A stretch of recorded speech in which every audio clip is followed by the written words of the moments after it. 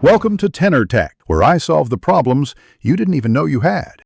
You start by identifying the exact ports on your Surface and on the monitor so you pick the right cable. If your Surface has USB-C with DisplayPort Alt mode, use a USB-C to HDMI or DP adapter. If it's Mini DisplayPort, select a Mini DP to DP cable. Once done, update Windows and the GPU driver to avoid compatibility quirks and have power bricks ready. Make sure monitor firmware is current. This minimizes handshake problems when you plug in for the first time.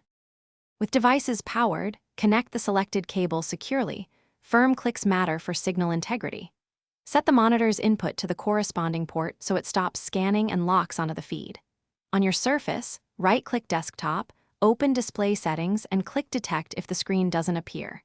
Choose Extend or Duplicate depending on your workflow, then set resolution and scale to recommended values to avoid blurry text. If using USB-C dock, ensure the dock's firmware and drivers are installed for multi-monitor support. Finish by arranging displays and picking a primary screen. Set orientation and tweak scaling so UI elements are readable. If your monitor supplies audio, choose it as the output device in sound settings and confirm sound plays. For color or sharpness, use monitor controls or a calibration tool. If the display stays blank, swap the cable first, then try a different port or adapter. Reboot both devices and reinstall GPU or dock drivers. As a last step, update firmware.